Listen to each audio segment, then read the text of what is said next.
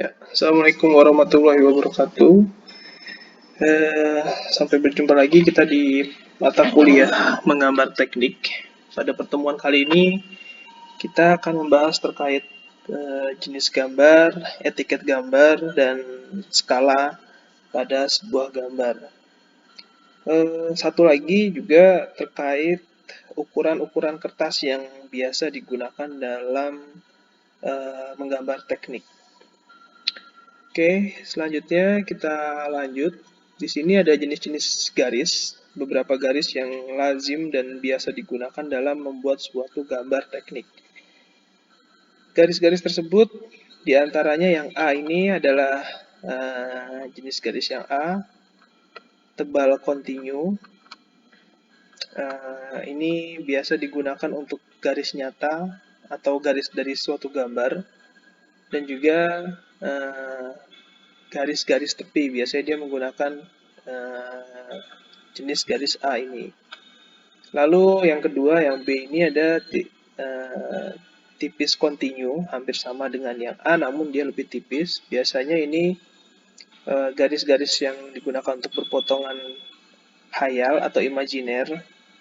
Biasanya juga nanti menggunakan garis putus-putus, namun ada juga yang menggunakan garis tipis kontinu ini untuk garis potong hayal. Lalu juga untuk garis ukur atau dimensi, biasanya menggunakan jenis garis yang tipis tapi kontinu. Lalu garis proyeksi atau garis bantu, garis petunjuk, garis-garis arsir, garis-garis nyata dari penampang yang diputar di tempat. Jadi kalau gambar 3 dimensi itu di tampilannya tampak mana gitu, itu biasanya juga menggunakan garis tipis kontinu ini. Dan juga garis sumbu pendek. Lalu yang C, garis kontinu bebas, ini biasanya garis-garis batas dari potongan sebagian atau bagian yang dipotong bila batasnya bukan garis bergores tipis. Ini nanti teknis pemakaiannya juga akan lebih biasa digunakan, itu garis tipis kontinu. Pada beberapa kasus ada juga menggunakan garis tipis kontinu bebas ini. Contoh misalkan ada gambar yang berpotongan atau membuat gambar sungai atau yang lain, itu biasanya kita menggunakan garis tipis kontinu bebas ini. Lalu berikutnya yang D, tipis kontinu dengan zigzag. Ini sama dengan C1. Misalkan C dan D ini fungsinya untuk memotong gambar. Misalnya kita punya gambar yang tidak muat di dalam satu halaman kertas, kita mau lanjut ke kertas berikutnya, itu biasanya menggunakan zigzag seperti ini. Sebetulnya garis kontinu bebas ini ketika untuk memotong gambar lebih lazim digunakan garis yang tipe zigzag seperti ini. Misalkan ada gambar, kita membuat gambar mobil nggak muat dalam satu kertas ini, bagian depan di satu kertas halaman 1, bagian belakang di kertas halaman 2, itu kita pisahkan dengan garis tipis kontinu dengan zigzag seperti ini. Lalu selanjutnya yang E, yaitu garis gores tebal, yaitu garis nyata yang terhalang, garis tepi yang terhalang. Intinya kalau garis yang terhalang, misalkan kita membuat kubus, sisi bagian depan itu terlihat jelas, namun sisi bagian belakang dia akan terhalang oleh bagian depan. Oleh karenanya yang di bagian belakang itu kita gunakan garis putus-putus seperti ini. Yang F juga sama, hanya saja dia lebih tipis. Dan yang G ini adalah garis bergores tipis di sini dalam artian yang goresannya ini tidak sama, ada yang panjang pendek, itu biasanya digunakan sebagai garis sumbu atau garis simetri atau garis lintasan atau garis as. As itu juga biasanya menggunakan garis bergores tipis seperti ini. Lalu ada juga garis bergores tipis yang dipertebal pada ujung-ujungnya dan pada perubahan arah. Ini juga hampir sama fungsinya, garis bidang atau garis potong ini biasanya digunakan. Biasanya fungsinya hampir sama dengan menggunakan garis C dan D. Lalu yang J ini garis bergores tebal, penunjuk permukaan yang harus mendapat penanganan khusus. Pada prakteknya juga hampir sama dengan yang G penggunaannya. Lalu yang K ini garis bergores ganda tipis. Jadi di sini perbedaannya ini garis panjang, strip 2 kali, panjang, strip 2 kali, panjang. Ini merupakan bagian yang berdampingan, batas-batas kedudukan benda yang bergerak, garis sistem, lalu bentuk semula sebelum dibentuk, bagian benda yang berada di depan bidang potong. Ini hampir jarang juga digunakan, namun teman-teman perlu tahu untuk penggunaan garis-garis ini. Itu tadi beberapa jenis garis. Lalu kita lanjut ke standar ukuran kertas gambar. Kenapa standar ukuran kertas gambar ini menjadi sangat penting? Karena ketika kita melakukan plotting atau mau melakukan print di lembar kerja AutoCAD khususnya, itu akan diminta berapa ukuran gambarnya, berapa garis tepinya, dan lain sebagainya. Untuk menyesuaikan hal tersebut, oleh karenanya teman-teman perlu mengetahui standar ukuran dari kertas gambar ini. Kertas gambar yang pertama mempunyai ukuran panjang dan lebar, sudah pasti seperti itu, dia memiliki panjang dan lebar. Lalu sebagai ukuran pokok dari kertas gambar diambil ukuran A0. A0 ini dalam kasta kertas ukuran A, dia itu ukuran terbesar, yaitu ukuran A0 ini yang mempunyai luas 1 meter persegi.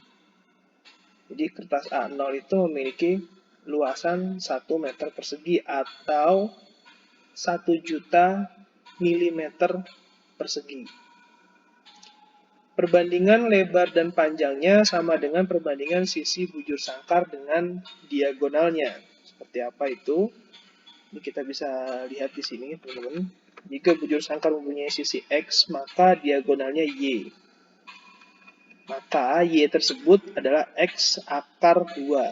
Selanjutnya, X dipakai sebagai lebar kertas gambar, Y sebagai panjang kertas gambar. Simulasinya bisa teman-teman lihat di depan seperti ini, namun ini hanya simulasi sederhana. Intinya teman-teman mengetahui berapa ukuran kertas gambar tersebut. Nah, karena ukuran kertas gambar A0 mempunyai luas X dan Y 1 juta milimeter persegi, maka X kuadrat sama dengan 1 juta milimeter persegi, sehingga diperoleh lebar sama dengan 841 mm. Ini dibulatkan ya, di belakangnya masih ada koma. Dan panjangnya 841 sama dengan 1189 mm. Tanpa persegi nih. Karena ukuran kertas A0 adalah 841 dikali 1189 mm. Nah, untuk mendapatkan ukuran kertas gambar lainnya dengan cara membagi dua panjangnya. Jadi sebetulnya ini bisa teman-teman lihat di sini. Ukuran kertas seri A itu A1 merupakan setengah dari A0, A2 setengah dari A1, A3 setengah dari A2, sedangkan A4 adalah setengah dari A3. Ini ukuran-ukuran kertas yang lazim dan biasa digunakan dalam membuat suatu gambar. Ukuran kertas seri A ini gambaran dari yang saya jelaskan sebelumnya tadi, di mana kertas A0 itu berukuran 841 dikali 1189 mm. Kita menggunakan satuan milimeter agar lebih mudah daripada inch, harus mengkonversi ke satuan panjang lagi.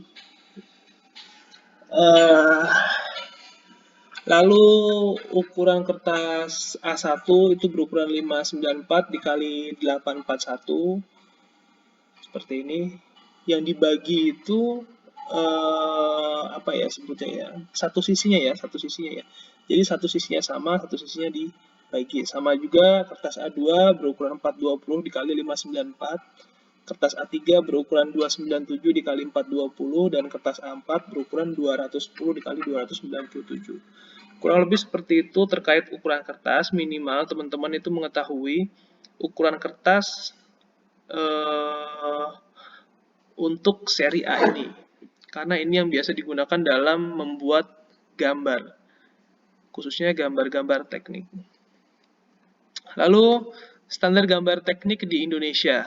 Nah, ini kita membahas terkait etiket gambar. Etiket gambar di sini ada beberapa item yang wajib ada di gambar tersebut sebagai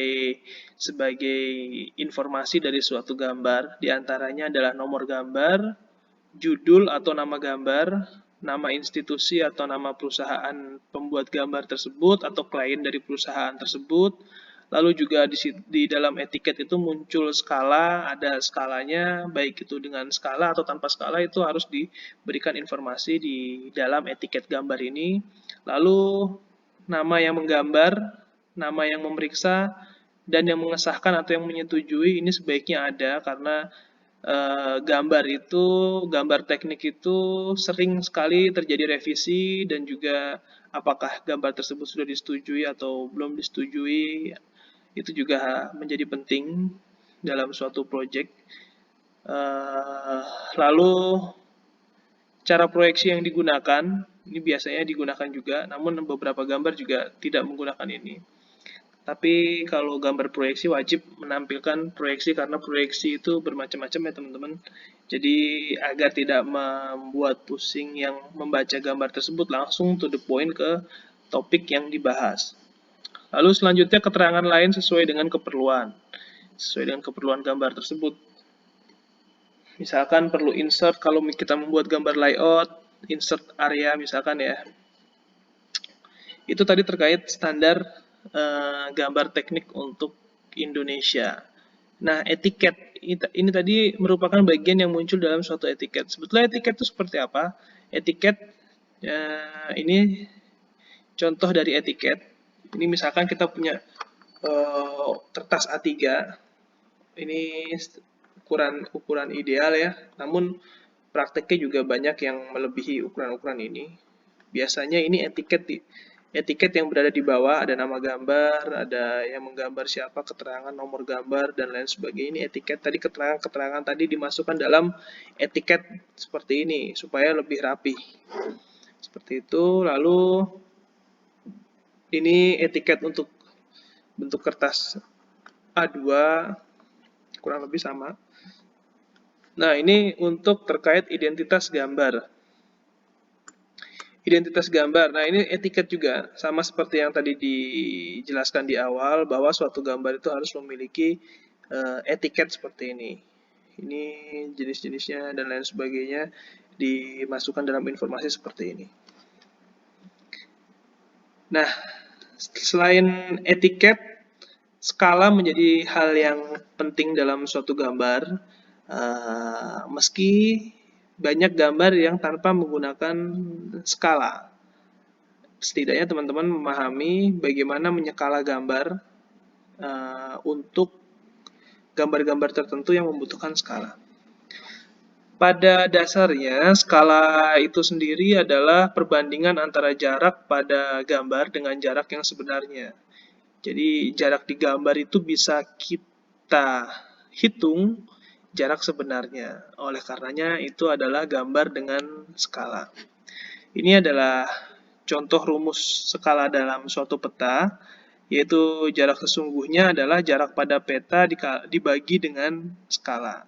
Artinya semakin besar skala dari suatu gambar, maka gambar tersebut semakin kecil.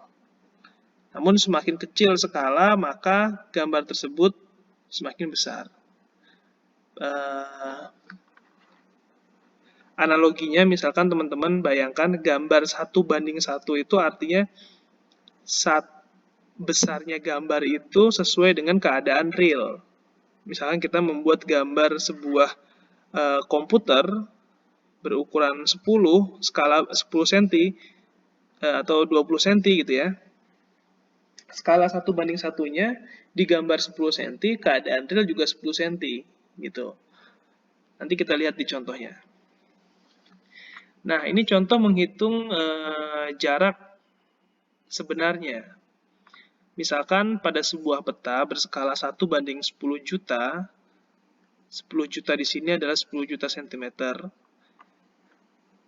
Pada sebuah peta berskala 1:10 juta, jarak antara kota A dan kota B adalah 5 cm di peta. Peta tersebut memiliki skala 1:10 juta. Setelah kita ukur di gambar, jarak kota A dan kota B itu adalah 5 cm. Yang menjadi pertanyaan adalah berapa jarak sebenarnya antara kota A dan kota B. Nah, untuk mencari jarak sebenarnya adalah 5 cm tadi dibagi 1:10 juta. Artinya, dia itu memiliki jarak sesungguhnya 50 juta cm jaraknya. Jadi jarak sesungguhnya antara kota A dan kota B adalah 50 juta cm atau 500 km. Satuan panjang ya ini ya. Seperti itu untuk menghitung suatu skala.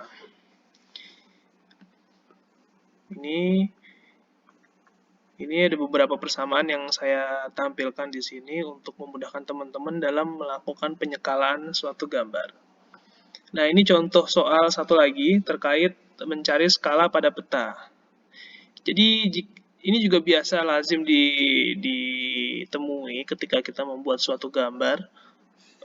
Kita mau menentukan skalanya itu berapa. Sarannya, skala itu adalah angka-angka bulat agar tidak menyulitkan dalam melakukan perhitungan. Sebagai contoh seperti ini misalkan.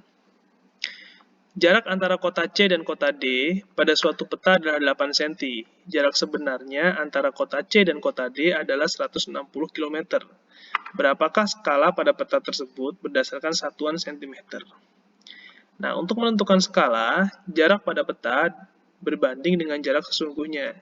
Jarak pada peta adalah 8 cm dan jarak sesungguhnya adalah 160 km.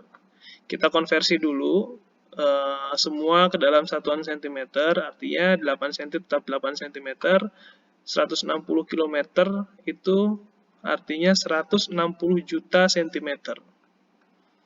Oleh karenanya, skala tersebut diperoleh 1:2 juta, artinya 1 cm di peta mewakili 2 juta cm di keadaan yang sesungguhnya. Oke, mungkin itu terkait